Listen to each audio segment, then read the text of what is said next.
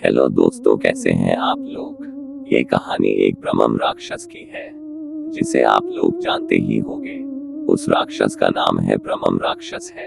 इस पर कई कहानियां बनाई जाती है और राक्षस के अनेक नाम होते हैं, जैसे कि पिशाच, राक्षस, डायन, चुड़ैल आदि बहुत से नाम होते हैं।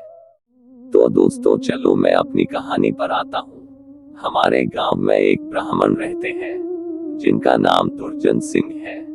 दुर्जन सिंह को लोग दुर्जन जी कहकर बुलाते हैं। उनके घर से कुछ दूरी पर एक खेत था। उस खेत में एक बहुत बड़ा बरगद का पेड़ था। वह बरगद का पेड़ बहुत पुराना था। कुछ समय के बाद उन्होंने उस खेत पर घर बनाने की सोची। पहले वाला घर बहुत छोटा होने की वजह से उन्होंने खेत पर घर बनाने की सोची। उन्होंने उस बरगद के पेड़ को कटवाया और अपना घर बनवा लिया। कुछ दिन तो ठीक ठाक चला, पर कुछ दिन बाद दुर्जन जी बड़े परेशान रहने लगे।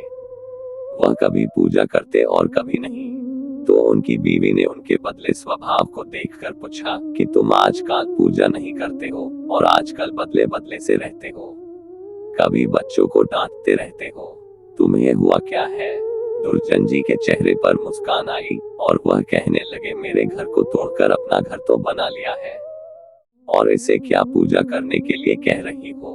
मैं ही तो भगवान हूँ, इसे पूजा करने की कोई जरूरत नहीं है। वो कभी दांत मिचते, कभी बड़े प्यार से बोलते, कभी आंखें लाल तो कभी सही हो जाते। उनकी बीवी के शक हो गए कि जरूर किसी का साया है और वो बातें ऐसे नहीं करते हैं जैसे कि उनके अंदर से दो लोग बोल रहे हो।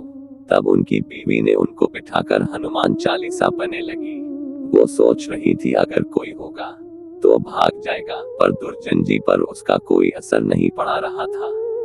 वो एक टक लगाए देखे जा रहे थे। उनकी बीवी काफी मंत्र और गायत्री मंत्र पढ़े।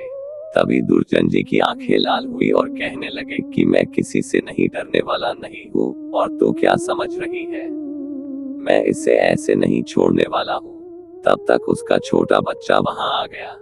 दुर्जन जी ने उसे जोर से पकड़कर अपनी तरफ खींचा लिया और ऐसा लग रहा था कि उसके सिर को कच्चा ही चबा जाएंगे। उसकी मम्मी बोली कि बच्चे को छोड़ दो, इसने क्या तुम्हारा बिगाड़ा है। दुर्जन जी की पत्नी ने अपने बच्चे को अपनी तरफ खींच लिया। उसने फिर पूछा, तुम कौन हो और मेरे पति के अंदर क्यों आए हो। आप हमसे क्या चाहते हो, आप हो कौन। तब उसने कहा कि अगर अपना भला चाहती हो तो बरगद के पेड़ लगाओ, जितना भी हो सके पेड़ लगाओ, फिर मैं बताऊंगा कि मैं कौन हूँ और फिर मैं चला जाऊंगा।